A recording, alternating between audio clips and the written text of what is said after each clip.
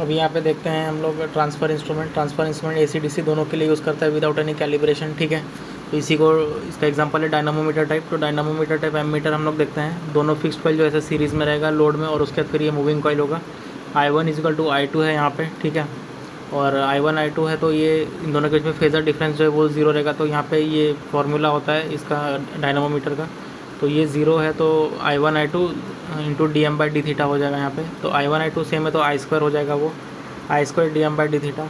उसके बाद फिर ये स्प्रिंग कंट्रोल्ड है तो यहाँ पे TC = k थीटा हो जाएगा। तो k theta = I² dm/d theta होगा, ओके। तो यहाँ पे क्या है कि theta is directly proportional to I² है क्योंकि नॉन लीनियर स्केल है, ठीक है। तो ये क्या हो जाएगा कि थीटा dm/d जब रहेगा तो ये कंडीशन फॉर लीनियरिटी है। उसके बाद फिर डायनामोमीटर टाइप वोल्ट मीटर है। तो यहाँ पे I1 I2 जो है ये ऐसे करके लगा हुआ है, पैरेलल में लगा हुआ है, मतलब मूविंग कॉइल के साथ सीरीज़ में है ये। और यहाँ पे RS है, ठीक है। तो I1 का जो वैल्यू रहेगा वो क्या होगा, V/R रहेगा। तो ये V/R इंटू V/R हो जाएगा यहाँ पे, इंटू cos 0। ये क्या होगा, V²/RS dm/d थीटा हो जाएगा, ठीक है। बैलेंस कंडीशन में k theta = V²/RS dm/d theta रहेगा, ठीक है। तो यहाँ पे theta is directly proportional to V², ये भी नॉन लीनियर स्केल देगा।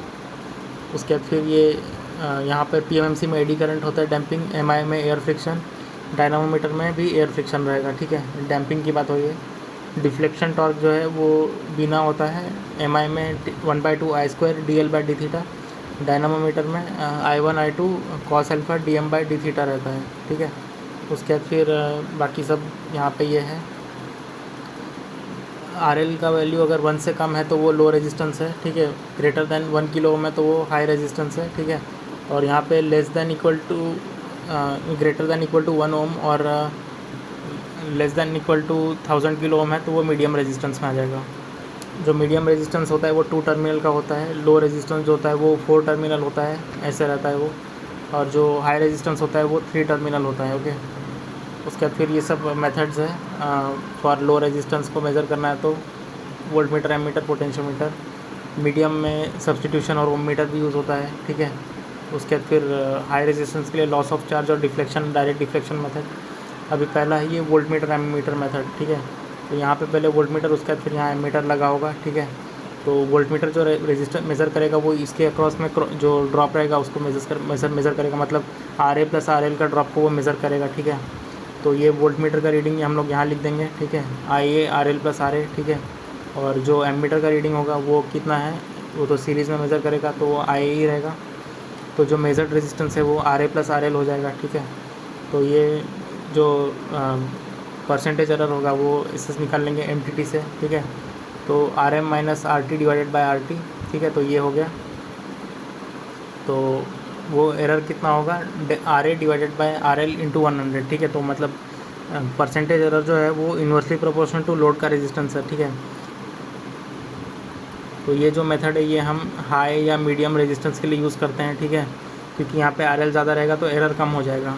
फिर ये एमीटर वोल्ट मीटर मेथड, ठीक है। यहाँ पे IA का वैल्यू जो रहेगा वो ये रहेगा, क्योंकि ये करंट दो इसमें स्प्लिट हो रहा है, यहाँ पहले एमीटर लगा हुआ है।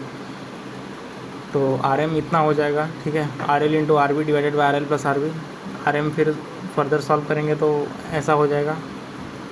अभी इसको याद करने के लिए ट्रिक है कि एमीटर वोल्ट मीटर अगर है तो वोल्ट मीटर यहाँ बाद में है तो क्या होगा कि RL/RB रहेगा उसका वो परसेंटेज एरर, ठीक है। तो यहाँ पे परसेंटेज एरर इतना हो जाएगा, RL/RB × 100। अभी magnitude of error in ammeter volt metre ammeter और एमीटर वोल्ट मीटर मेथड है, ये दो मेथड से एरर सेम निकला है, RA इतना है, RB इतना है, ठीक है। तो फाइंड द लोड रेजिस्टेंस। तो एमीटर वोल्ट मीटर मेथड जो है उसमें RL/RB है, क्योंकि वोल्ट मीटर बाद में तो वोल्ट RB का वैल्यू नीचे रहेगा, ठीक है। हमको क्या निकालना है, लोड रेजिस्टेंस निकालना है। तो RB इधर लिख देंगे, RA इधर लिख देंगे, ठीक है। और RL सॉल्व करने से 40 ओम निकलेगा।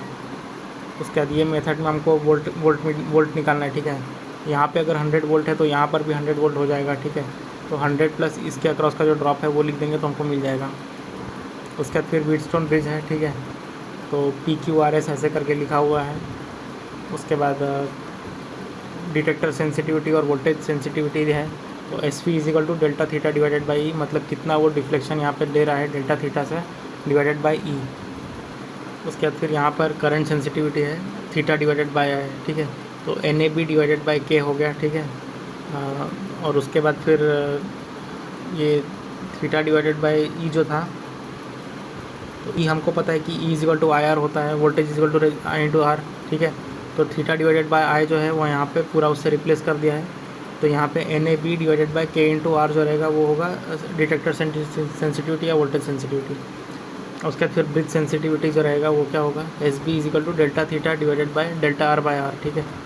तो यहाँ पे क्या किया है कि फिर डेल्टा थीटा जो है उसका वैल्यू यहाँ से लेके आ गया है एस वी इंटू ई, ठीक है। तो डेल्टा थीटा की जगह एस वी इंटू ई डाल दिया है into R divided by delta R, ठीक है। तो ये इंपॉर्टेंट फार्मूला है, ये होगा यहाँ पे E into S V divided into R divided by delta R by. उसके बाद फिर ये अलग अलग सेंसिटिविटी है, तो ये फार्मूला यहाँ से इंपॉर्टेंट है।